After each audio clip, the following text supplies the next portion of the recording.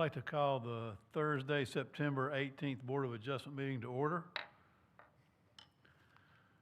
Hearings before the Board of Adjustment are quasi-judicial in nature. Decisions of the board are based on a record of these proceedings. To grant a variance requires a concurrent vote of 4/5 of the members of the board. To reverse or modify the determination of an administrative official requires a simple majority. Evidence submitted to the board for review becomes part of the record. Appeals to board decisions are to Superior Court and are based on the record.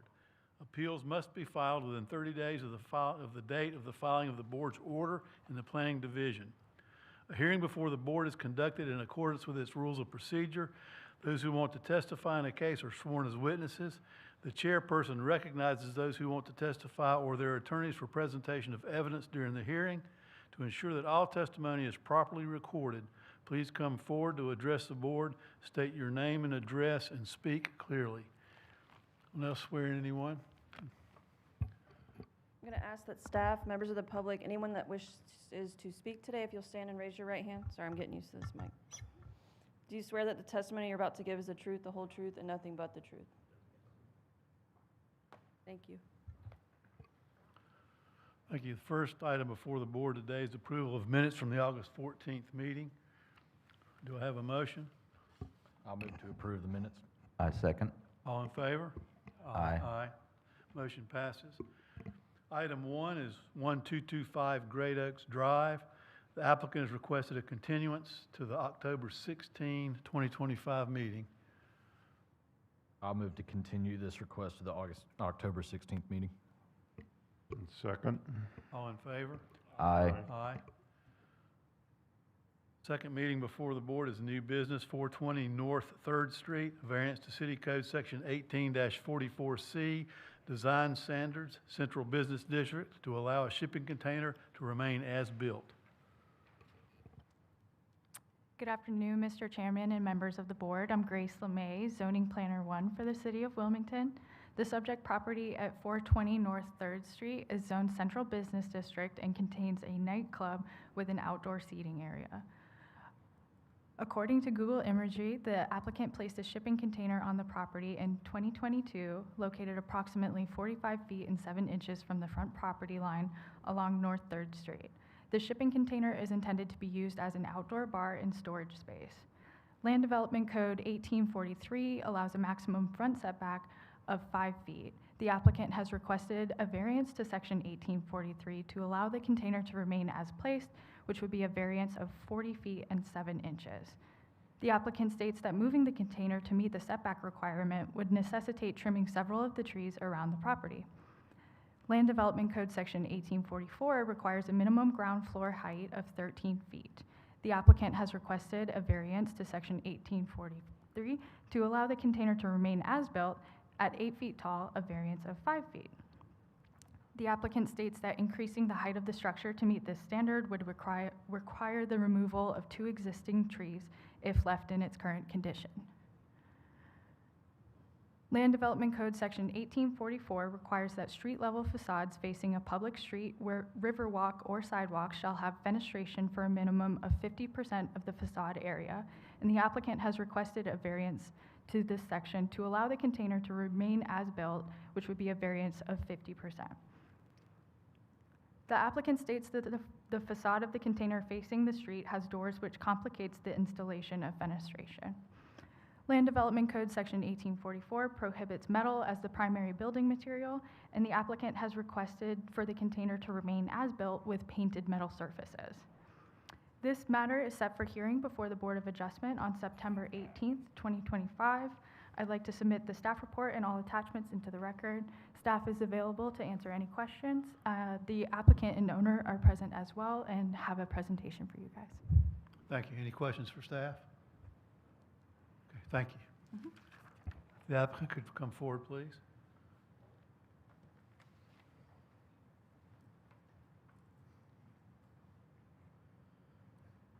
Good afternoon. My name is Joseph Epkarian. I live at 801 North 4th Street, Wilmington, representing the Eagles Dare Bar. I'm joined by our architect, Rob Romero, as well as one of our business partners, Ben Shaw.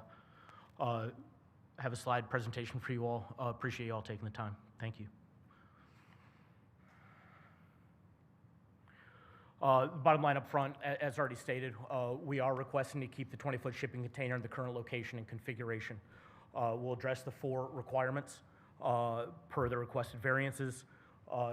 The other point to make is a lot of these codes are applicable to a new building per the code. In our estimation, we're kind of trying to force a round peg through a square hole in terms of making a shipping container be a faux building and doing certain things that we're seeing required of us in other areas. So again, the setback, fenestration material, and building height are the variances that we're respectfully requesting. Some background for people that may not be aware, but shipping container architecture is a growing trend across the country. We're seeing it not only across the country, but we're seeing it also here in Wilmington in terms of the cargo district, Chowtown, who have also dealt with some of these specific codes.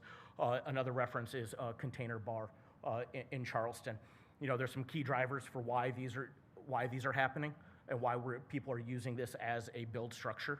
Whether sustainability, cost effectiveness, and durability. Some visual representations in and around the country, some in Raleigh, some in the Northeast, and then that bottom right is also actually London. That container bar at the top left is located in Charleston. The top right is a shipping container ice cream, and that is in Raleigh. And again, others used for coffee. They already hit this. This is the slide of the current layout. The red rectangle is the shipping container. Of note, I would point out to you that you see the rectangular frame that's jutting into the shipping container is the perimeter of our beer garden. And then you see the trees on top of it. I would also, of note, point out that along 3rd Street, there are parking spaces there, as well as parking spaces to the south side on Red Cross, where that other tree is. Also annotated on here are, from meetings with zoning, are the first alternate and second alternate potential locations of moving of the shipping container, which we'll address. Visual, this is the location of the shipping container. As noted, it was put in when we came online. We came online September of 2022. It's our anniversary in 2 weeks. Shipping container's been on site for 3 years now. It's been located there, tucked right in. Again, of note, from that top right picture, I would say, point out to you, the beer garden perimeter splits the shipping container in half. That window on the inside is what's used for our secondary bar on large-scale events. The other portion of the shipping container is used for our dry storage. Inside the Eagles Dare, empty service station, not a lot of storage area. So that is where we keep a lot of our dry goods. Visual of the shipping container in use.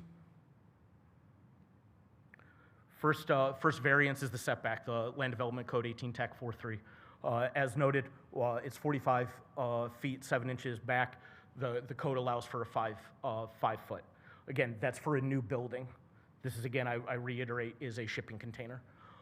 Moving the container to alternate proposed locations removes its purpose as a secondary bar. It would take it out of the beer garden, and so now moving it, whether it's to first alternate or second alternate, completely removes its ability to be a secondary bar.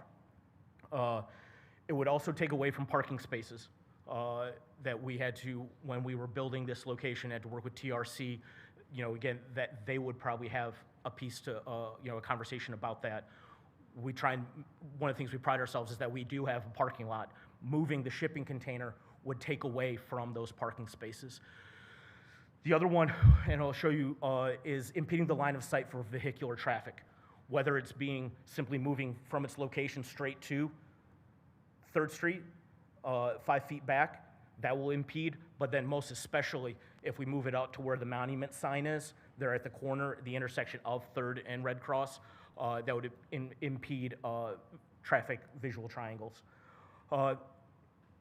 if we were to move this or to put it in that first alternate location, which is by where that back garage door is, that tree will have to go, especially also if we don't receive the height variance. The tree that is back there would be removed. I would also argue that on some level, having to move it would not be in accordance with historical nature and the visual nature of the structure. We've been recognized by the Historic Preservation Commission for rehabilitating that building, putting a shipping container all the way to the front that would take away from seeing that as you're coming in. Again, visual representation of the current location. The first alternate location, so this is back along the Red Cross side. It would be back by our large garage door, our back room. This would impede not only several parking spaces, but also our ability to load in, load out for events that we have in our back room. And again, more than anything, it takes away any ability for that to be a secondary bar. Second alternate, again, this is up towards the monument sign there at the corners of 3rd and Red Cross. As I spoke to, visual impairment for people turning from onto Red Cross or onto 3rd Street, as well as the impact of losing parking spaces, as well as, again, it not being able to be utilized as a bar, and very visually displeasing in my opinion. Those are the, as you gentlemen know, those are the 4 requirements for the variance. You know, the unnecessary hardship was in the strict application, absolutely. The hardship results from conditions that are peculiar to the property as location, size, topography. I would also say the history, the building and what it is and when it was built and us refurbishing it. The hardship did not result from actions taken by applicant or the property. When we put this in, to our best understanding, we were in accordance, and it was done in good faith that we were in accordance with the rules. As we came online, received our signatures, were fully approved to open up. It is now, 3 years later that we're now, dealing with this subject. The requested variance is consistent with the spirit, purpose, and intent. Again, I kind of go back to this, believing that this looks the best. It's tucked away. People sometimes don't even recognize and see it, that it's there. Changing and moving it would, I think, take away from the spirit and intent of what we're trying to do for historic downtown Wilmington. The fenestration, 18 TAC 44 Charlie, 50% fenestration. Again, this would be on a new building. And if you look at the packet that was provided from the city, they're talking about new builds. Absolutely. Like, we need windows. We need to, I understand that. Again, this is a shipping container. Making us put a window or glass on the end that's facing 3rd Street, as it is presently, that's how it looks. That's where our dry storage is.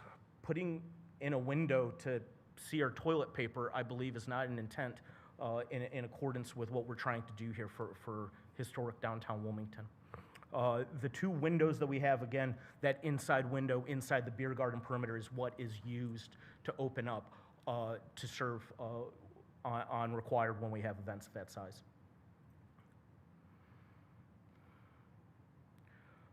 Material, 18 TAC 44 Charlie, TAC 9 Golf. Metal as a primary build material. Again, this is a shipping container, and again, a lot of the code that I think we're trying to force this into is talking about new builds. And again, I hear that absolutely when it's coming to a new build, 100%, these code are there for a reason, absolutely. But again, this is a shipping container. It's not only a shipping container, but it's something that we use. When we designed it and we implemented it with our design scheme, it matches the build of the shipping, or of the Eagles Dare, of the service station. Trying to change it, or for lack of a better term, quote unquote, like making it a faux building by putting a frame around it and putting mesh or something like that, I would say is more of an eyesore, more of a detractor from the current layout that it currently is.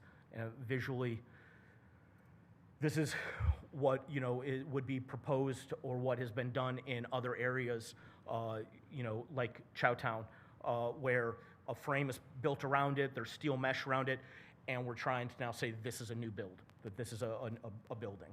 And again, I would submit to you, gentlemen, that it's not, it's a shipping container. And to do this would also require us to, more like, if it stays in the current place, removing those trees.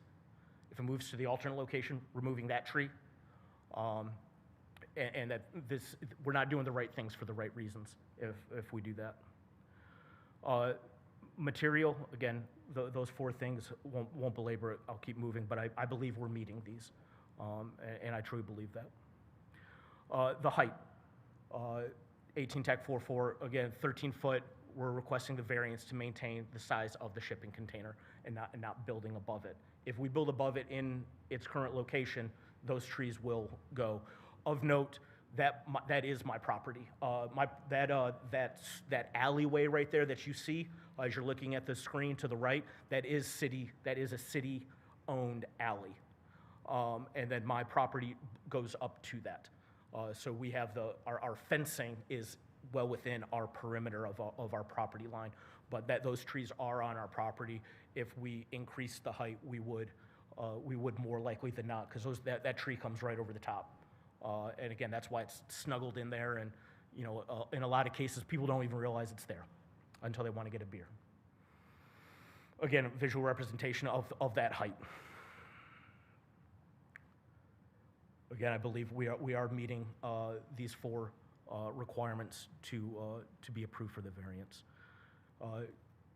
Gentlemen, again, I respectfully request for you to take into consideration this presentation and the request for these four variances. I understand that that's not necessarily, there are rules, there's code, they're for a reason.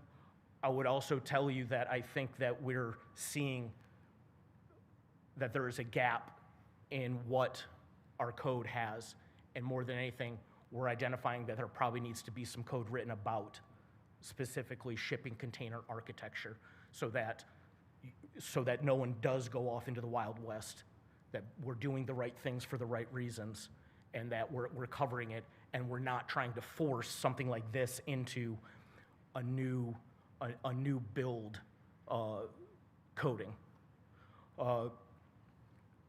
Zoning codes are like everything, so living documents, and they're to be updated over time. And I genuinely believe that there's a gap here that we're seeing right now. And I think in our case, again, I request these variances, and then also would think that there probably needs to be some code written about this specific subject. In conclusion, again, I thank you for your time. Those other potential COAs I have at the back, those are other options. I wanted to come here, worked with zoning, worked with our architect, want to do the right things for the right reasons, right? What I don't want to do is then have to go try and figure out just a loophole. Do I go put it on a trailer, move it back and forward once a month? It's a trailer, it's mobile. That's not the right answer. I want to do the right things, but I also firmly believe where its location is the right answer. If and when we do discuss it further, if there are other questions, there is a potential of moving it back into our side beer garden, but that would also require multiple other variances next to the building and things like that. But again, wanting to do the right thing for the right reasons. Gentlemen, pending your questions, that concludes my brief. Thank you. Any question for the applicant? Al? Thank you very much for your presentation and your time. That very last point, moving back into the side beer garden, sort of two questions. One is, when you say back, does that mean it was once someplace else? And number two, that would be where on the map you kindly provided, please?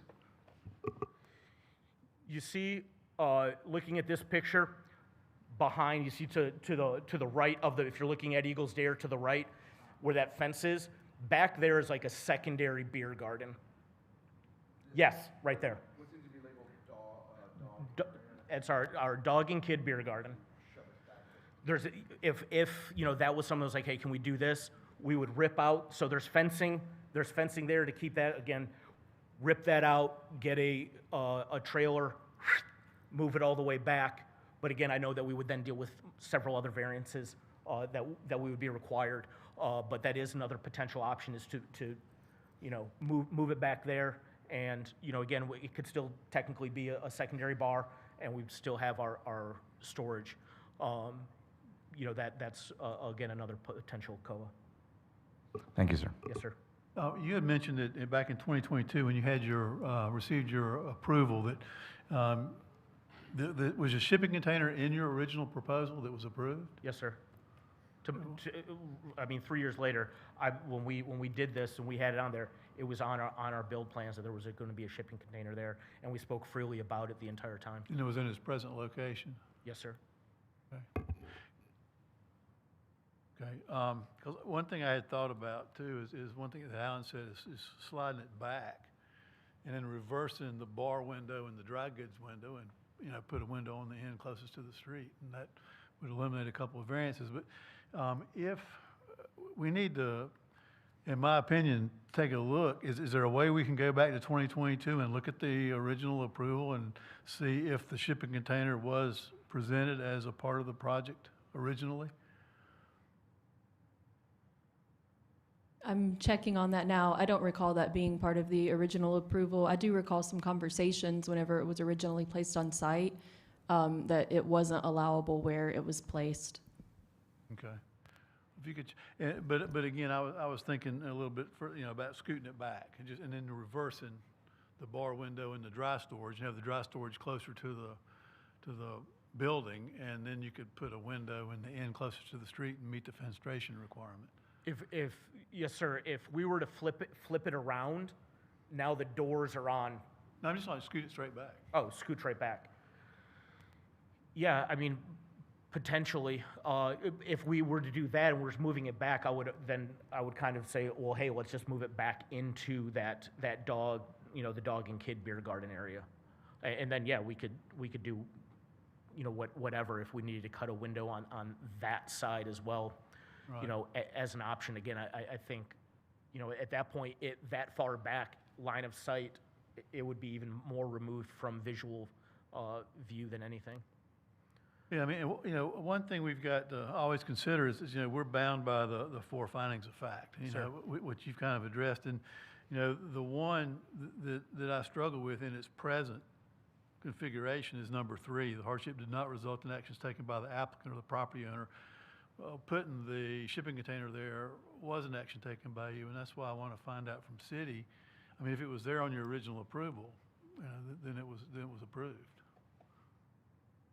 I mean, again, 3 years on, we had always talked about it. It was being prepped, you know, from my perspective as the owner of the site, not having, you know, the general contractor with me. From my understanding, it was always brought up. Everyone knew we were going to do it. I spoke freely about it when we were meeting with people. And again, when we did this, everything was in full faith. It's not like, hey, we're going to. To my understanding, it's like, hey, we're going to drop this. It's going to be good. It's going to be our storage area. It's going to be a secondary bar.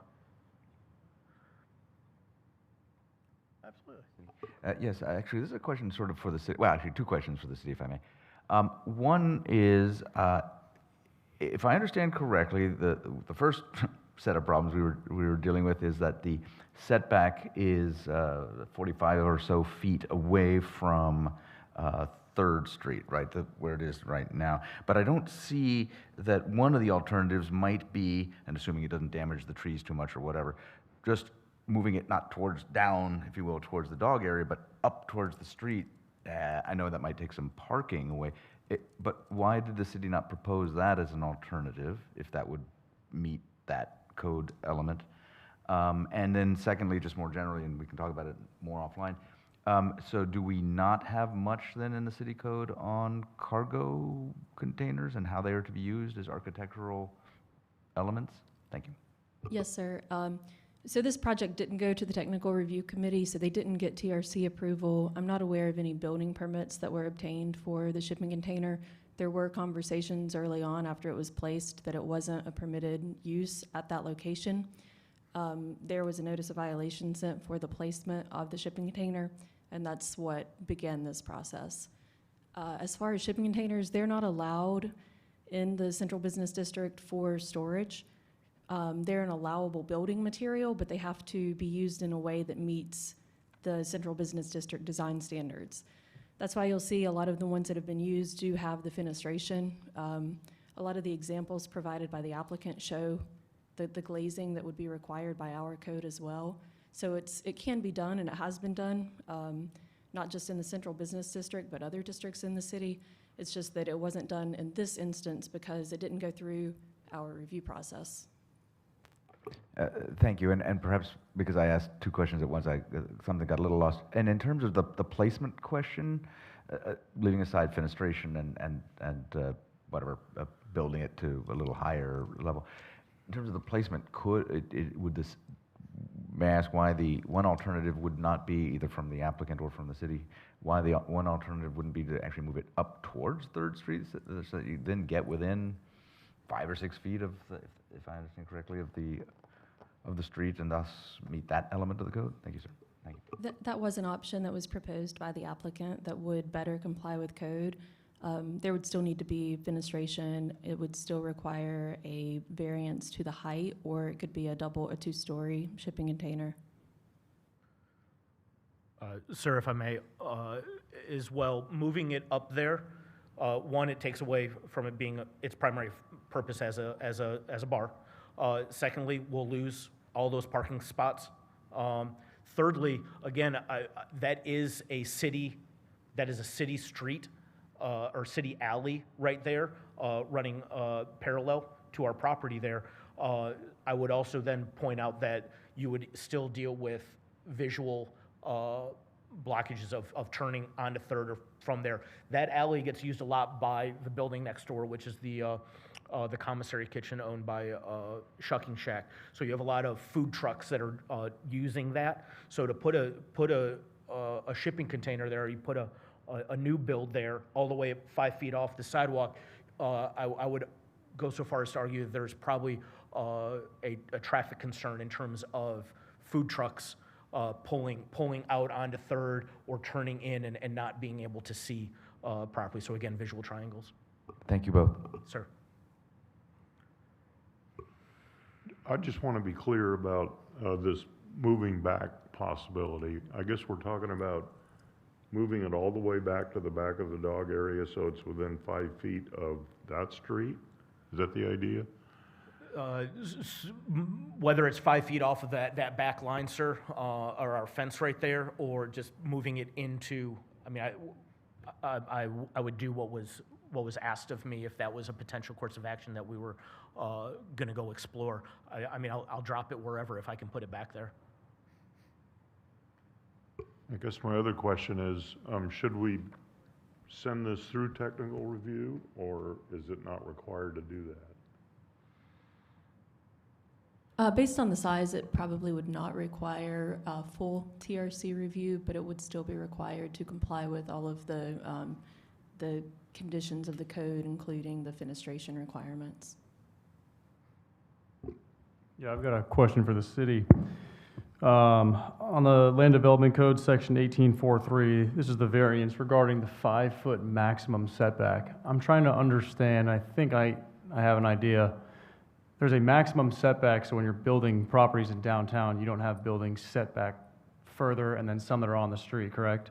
But this building is non-conforming to begin with, right? Am I just understanding that correctly? Where it is set back about 60 feet, it looks like? Yes, sir. It Okay. is a non-conforming building. Sir, and Okay. if I may, sir, the other piece that a lot of the code verbiage is about it being primary, the primary building.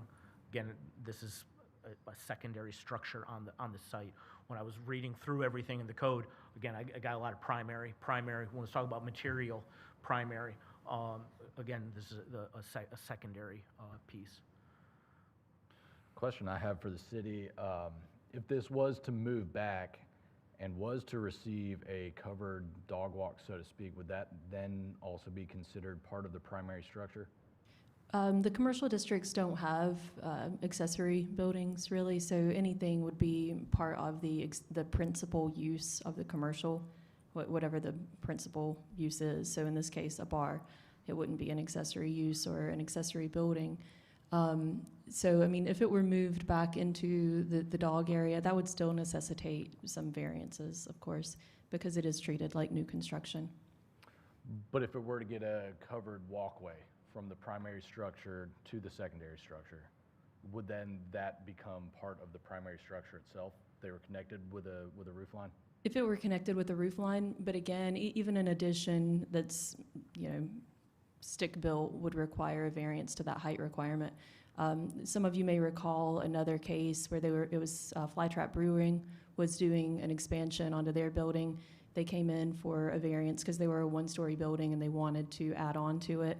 I don't believe they moved forward with that, but they got a variance to the height requirement because they had an existing historic building.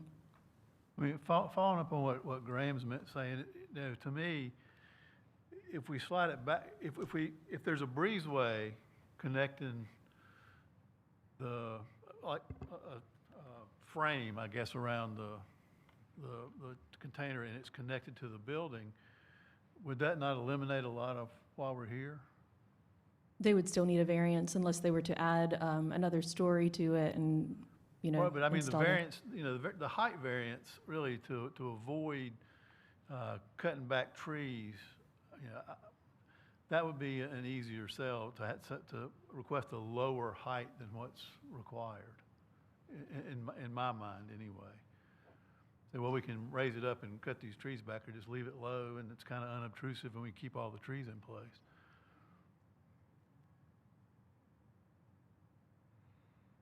And just to be clear, either party, there are no trees to worry about if this map is accurate. Should one move it back towards the dog area? Is that fair to say? I don't see any. Yes, sir. There's nothing back there. That's just a fenced-in area. There is no overhead. That is just an open space, again, for an alternate beer garden area. So if I'm understanding the chair correctly, and Chair, please correct me if I'm wrong, what I guess I thought I heard you say is if one were to move this back and attach some sort of, shall we say, roofing material or other things that it meets the height requirement, so it connects the two, that connecting material at the requisite height wouldn't be a problem for any trees, Well, right? it wouldn't necessarily even need to be at the requisite height, because again, I'm okay with the lower height to keep the trees intact. I mean, what I'm thinking is scoot it back and have a wood frame or some sort of suitable frame around it connected to the main building, and then the variance we're looking at really would be the height. Am I correct there?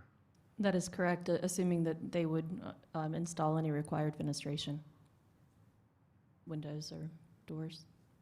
Can those windows, I think you'd mentioned this earlier, can they be glazed over? You don't have to be able to see through them, or do they have to have a level of visibility? The code does require that they be transparent, that you can see through them. What I'm thinking, just if you scoot it back, right, and then kind of reverse the way you're using it, so your dry goods storage is on the back, away from 3rd Street, you could do some fenestration in the front and serve, use the front window as a serving window instead of the rear window, and have some kind of breezeway that would connect it to the main building. And I think if we did something like that, really the only variance we would have is a height variance, and requesting a reduced height to save some trees, to me, is an easy sell. Yeah, I mean, yes, sir. Obviously, I think the fenestration, talk about, but moving, where things are located. So like when the door, is open, they would have to walk through our storage area to the bar area. Again, that's minutia. We could figure that out if it's the decision of the board to start exploring moving it back. I would say we can get with a general contractor, start figuring that out, and then I can come back and we can talk about, again, that's where the logo is, that's the section that we're talking about, that putting in some form of window there. Right. And so if that's all the way back into the Dog and Kid Beer Garden, and basically having 2 different windows or something like that, that would be used.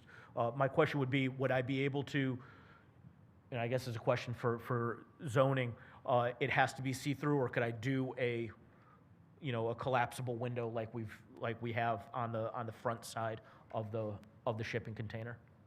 Would we be able to replicate basically what's there now? It would need to be transparent. Transparent. The reason and one thing we may want to do after our discussion is you may want to consider a continuance to maybe make some of these changes, because again, we're bound by the 4 findings of fact, and the one that I have the hardest time in meeting is number 3. You know, the hardship did not result from actions taken by the applicant. Well, you put the shipping container there, but I think there are workarounds. So I'm saying if we can move it back, maybe flip the usage, stick a window in the end, and have a breezeway. And I mean, I think it's cool. I like it, and I'd like for you to be able to keep it. But I think we need to make some changes, maybe to the proposal. Okay. In my But mind. I mean, Chair, sir, if that's your recommendation, I mean, I'm good with that. You know, not sure whether, especially finding a general contractor and being able to spin up that, I don't know whether need a month or 2 months, what the standard, what your guys' SOP is on that, but, you know, we absolutely will, can go back and start to delve into that and then come back to you all whenever you assign us. Can I ask the city, I guess what I'm proposing, is that acceptable? We would certainly support a continuance to work with the applicant to better define which variances are actually necessary and which we can address some other way. See, I think we can get this to work for you. You know, the next meeting that we have is October 16. We can continue it till that date, and then if you want, you say, hey, we need another 30 days, just continue it on out again, you know. But I think that's going to be the best way in my mind to keep the shipping container and keep it in its current usage. Yes, sir.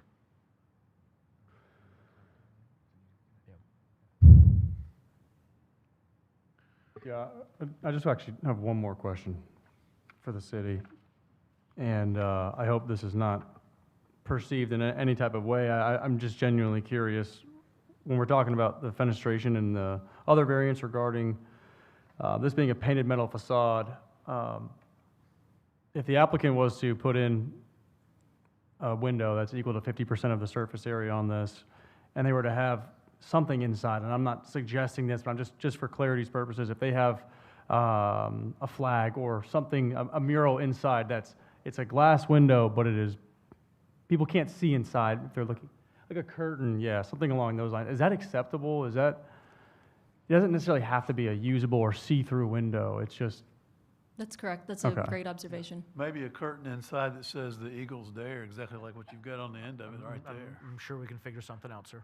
I will state that if it has signage or copy on it, and it's within 12 inches of the glassed area, it would be treated as a sign.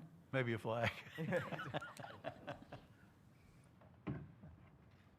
And then the painted metal facade, that has nothing to do with total percentage or square footage of the facade. It's just you can't have painted metal at all. Is that correct? It's the. Or metal facade, right? Yeah, it's the material, the Yeah. metal, whether it's painted or unfinished. Okay. So they would have to either lay over some sort of Frame around it. frame, yeah, or just some sort of, hardy plank or something like that to cover it, and that would be fine.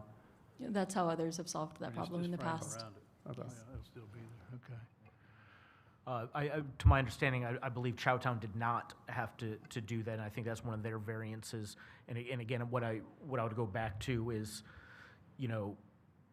when it comes to some of these code again, I think we spoke about that this is something that isn't in code, addressing this kind of stuff, or it is, and it's not recognizing the growth and the change in terms of new styles of build and architecture.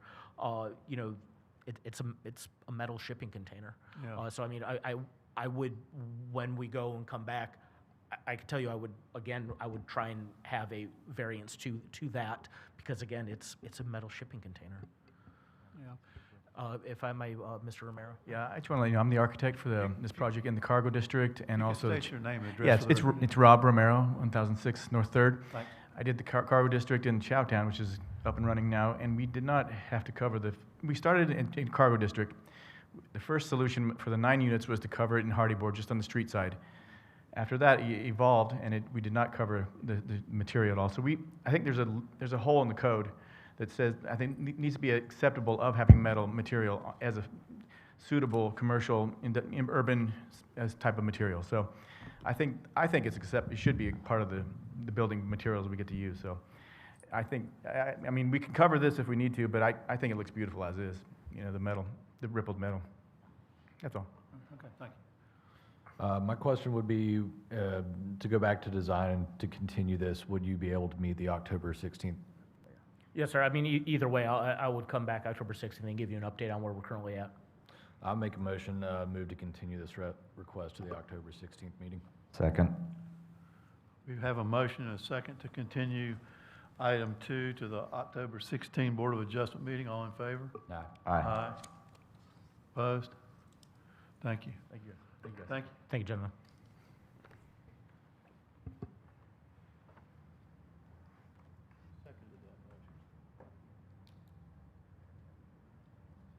I can make notes now. I didn't realize this would be paperwork.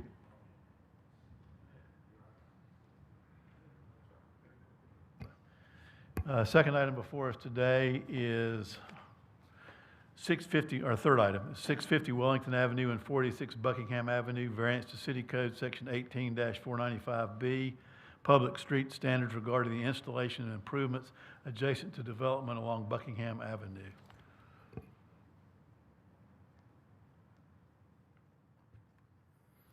Good morning, Mr. Chairman, members of the board. My name is Todd Rademacher. I'm Planner 2 in the Planning Department. We are here to discuss item 3, 650 Wellington and 486 Buckingham Avenue. Here's the current site location. The subject property located at 650 Wellington and 486 Buckingham is currently zoned commercial services. The property is currently being utilized for storage and a gravel parking area. The property is bounded by Wellington Avenue to the north and Buckingham Avenue to the south. Here you'll see an aerial view of the site of the two properties. And additionally, I have some photos here looking west down Buckingham Avenue, as well as looking east down Buckingham Avenue. This project came before you today as it was going through review through the Technical Review Committee on July 8th, 2025. It was noted during the review process that improvements were identified for an unimproved portion of Buckingham Avenue. And this would include the paving, sidewalks, as well as curb and gutter. The proposed use for this site going through the TRC is for warehouse with small offices within each of the 4 potential uses, as you can see there. City Code Section 18-495B requires right-of-way improvements adjacent to the development. In this case, the development is taking place along Wellington Avenue and Buckingham Avenue, and they are asking for waivers to those street improvements required along Buckingham Avenue. This concludes my presentation. If you have any questions, I am available to answer them, as well as the applicant and their representative as well. Thank you. Any questions for staff? Excuse me. You want to add your presentation to the record? Oh, yes. Please include my presentation into the record. Thank you.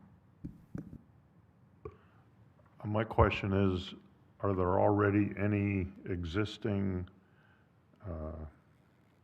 plans for where the sewer and the sidewalk and so on would be along Buckingham's entire length? Or would we just be guessing on what is the appropriate place to put all this? Yes, sir. I'm not familiar with what the authority's plans might be for any utility services that would be going down that right away. If I may follow up somewhat on that question. So based on the few pictures that we had, is it indeed the case that Buckingham Avenue, and when I think of avenue, maybe I'm thinking too much of Paris or something, but it is actually pretty much underdeveloped, if I can put it that way, all the way along, and this is going to be one of the first times somebody's building in such a manner that the the need to have those,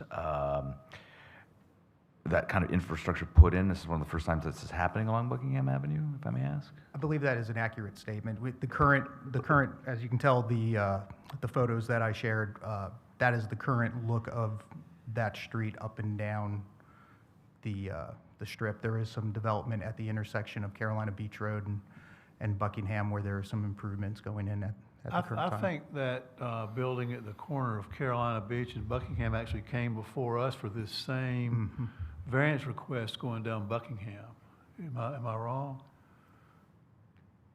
You're correct. They came in for a variance to the requirement to install sidewalk on certain portions of the site, and they were required to pay a fee in lieu for the portions of sidewalk that they did not install. Right, because they did sidewalk on Carolina Beach Road, or there was already sidewalk maybe, but not on Buckingham, and they paid a fee in lieu. Is that correct? Yes, sir. Okay, thank you.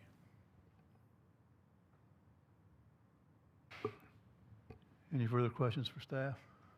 Just to be clear, so in this instance, would a fee in lieu of the building also be an option, according to the city? Thanks.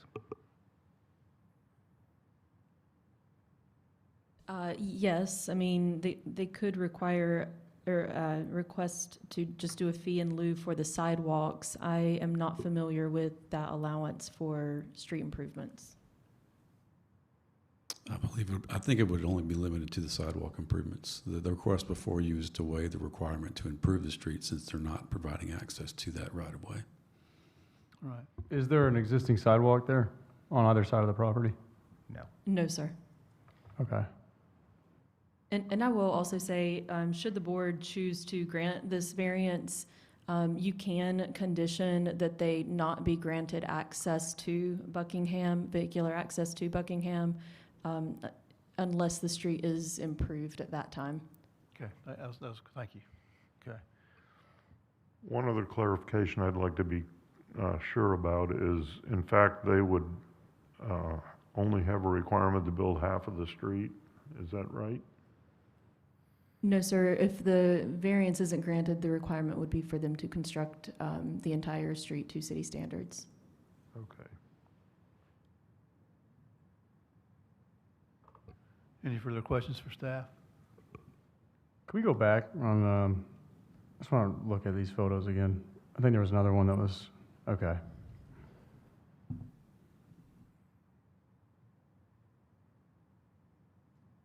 Is there another one that shows, There's an aerial view showing. yeah.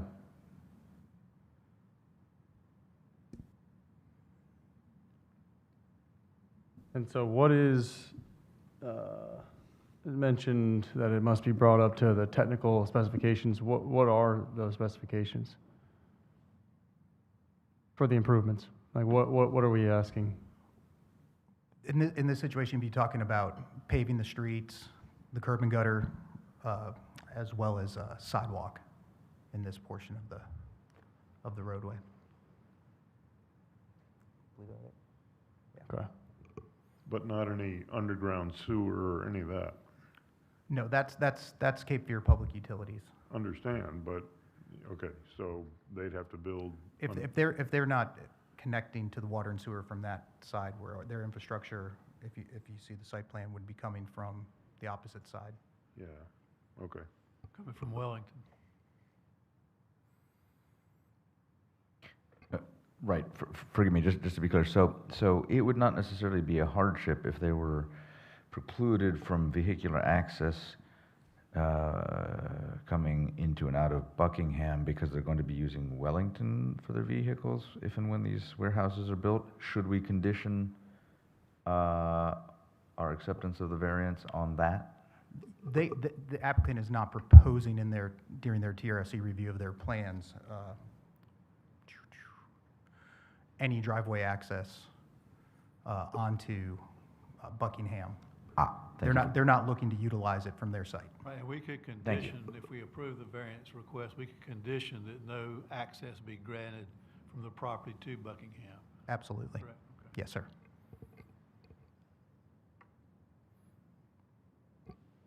Anything further for staff? Okay, thank you. Yes, sir. Is the applicant present?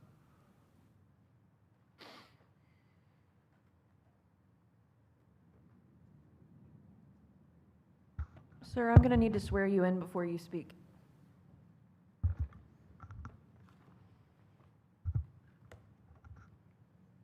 You can just raise your right hand for me. Yep. Do you swear that the testimony I'm about to give is the truth, the whole truth, and nothing but the truth? Thank you.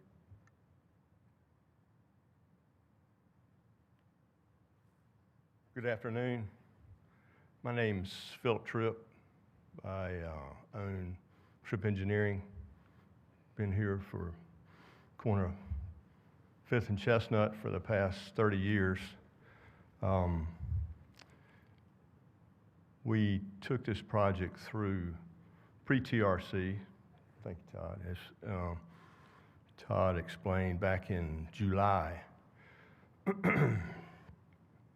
And everything was going smooth until Rob Gordon said, "Hey, Phil, you gotta build Buckingham." So that was a wrench in the machinery that we weren't expecting. You know, I've done a lot of site plans through the years, and in my experience, if we weren't accessing the road, then typically we don't have to make the improvements, but I understand the code requires it, and so that's why we're here. The owners here, Darrell Keels and his wife, are here. They've owned Econo Transmission since '84, and their current location is right across the street from, on the other side of Wellington, which they've been in that site since '92. This property they've owned, I think, since '05, and it's basically just a concrete and gravel laydown area. And you see what we're proposing is 4 office warehouse uses for small contractors, plumbers, electricians, so be it. And the Keels family would retain one of these for their personal use. All of our utilities and access we're proposing is from Wellington. And, the existing Buckingham is unimproved. We worked on the Apostolic Tabernacle years ago, which is also at the east end of Buckingham, and it's closed. They've built across Buckingham does not go through. It's unimproved. To build this road, and we've done that in the past, we've had projects where we're accessing unimproved or improved roads, not unimproved. One example is 54th Street off of Oleander, which there's a traffic light there now. We improved 54th Street, but we needed access there as well. Buckingham's pavement stops approximately, I don't know, 200 feet to the west of us, and it's just dirt road. All of the properties that front on Buckingham are fenced. To my knowledge, there's only one user of the road. Tri-County Dumpster Services operates pretty much across from us off of our property.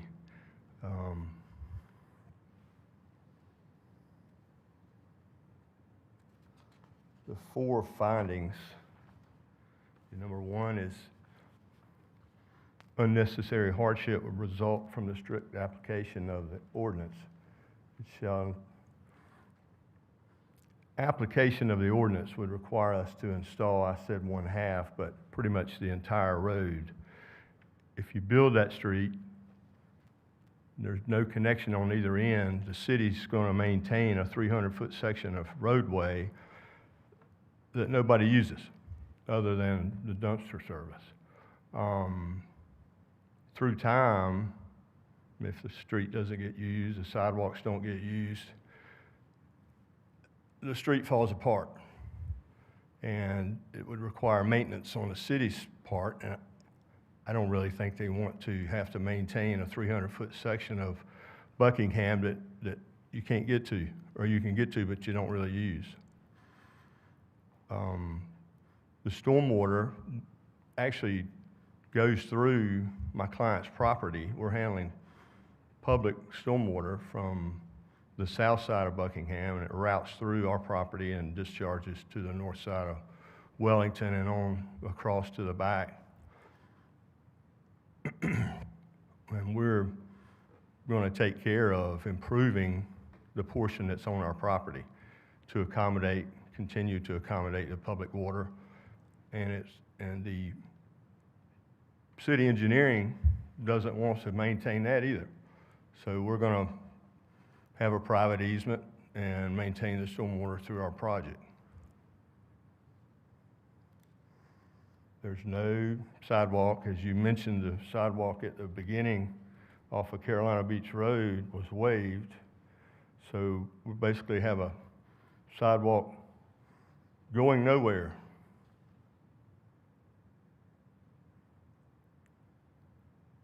And if Buckingham were improved one day, we certainly would need to build stormwater facilities. They'd have to put water and sewer in. So any improvements we were to do could be subject to be torn out and have to be rebuilt. Again, seems sort of redundant. The hardship results from conditions that are peculiar to the property, such as location, size, or topography.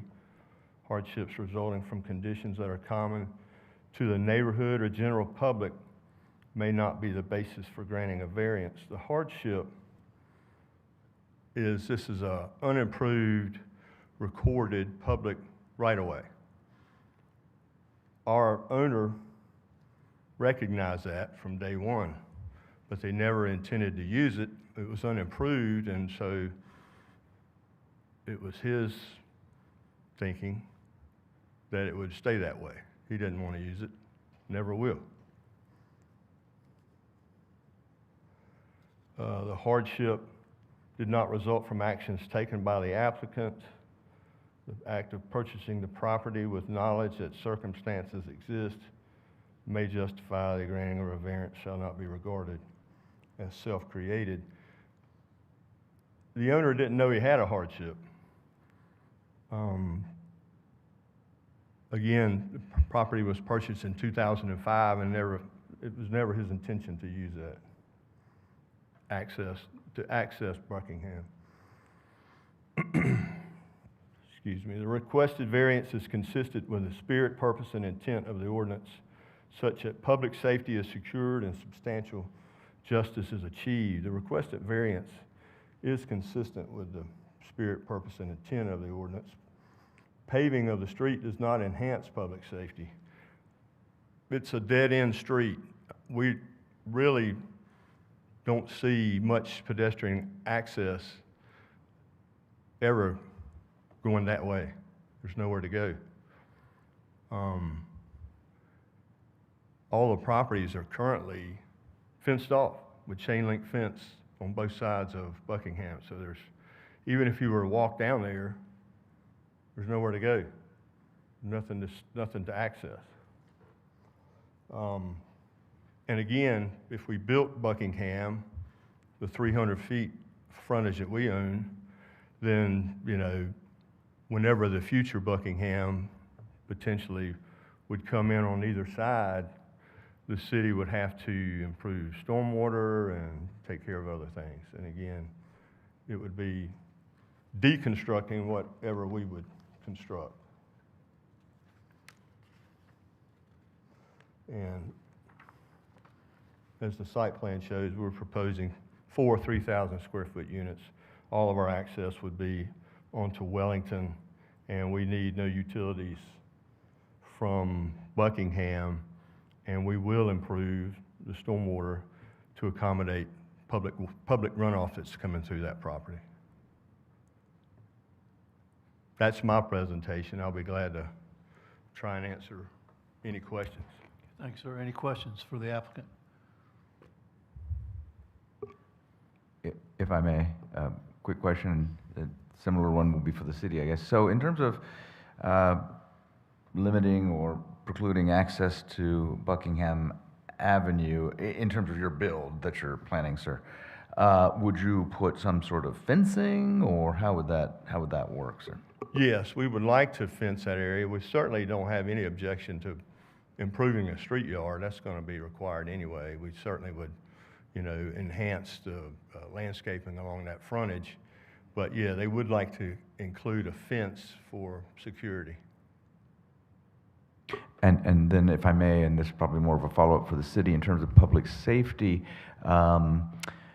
so should there be, Lord forbid, a fire or something in one of these warehouses, would the city need to be able to have, a gate or something on that side or whatever for the fire department, and or are there hydrants of any sort along Buckingham? I know I'm just thinking, okay, fine, people don't usually go, there's not going to be vehicular traffic normally, but in a case of an emergency, how do we reconcile the fencing, potentially fencing, with public safety should some unfortunate incident arise?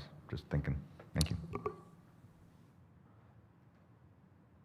I would anticipate that any emergency response would be done from the primary frontage for the site.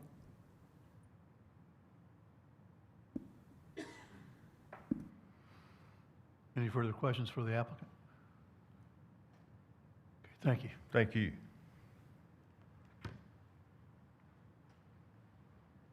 Anything further from the city? Anyone else wish to present evidence? You'll open up the evidentiary hearing to any interested parties. If anyone is here to provide competent material and substantive evidence relevant to this matter, please come forward. All right, we will close the evidentiary hearing and have some board deliberations. I've been to Buckingham twice for both items before the board, and Google Maps tries to take me in from the church side, which is blocked off. You got to remember to come back around to the Carolina Beach Road side, and it is truly an unimproved road.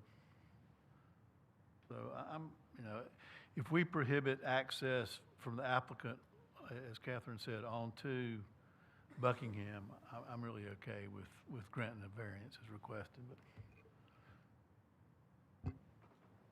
Was that a motion? thought I'd let other people speak just in case. I would move to approve as requested. Second. We have, To clarify, there was reference to a condition. Is it as requested or as conditioned? With condition. Oh, yeah, I was going to ask the chair to review that. we have a motion to approve the variance under the condition that there be no access granted by the applicant onto Buckingham Avenue. Until such time as, I guess, the city makes improvements, if any, to Buckingham, if I understood the That was a proposal. period on the end of my statement. No. That the applicant have no access to Buckingham Avenue from their site. So moved. Right, we have a motion. Do we have a second? Second. All in favor? Aye. Aye. Motion passes. Thank you.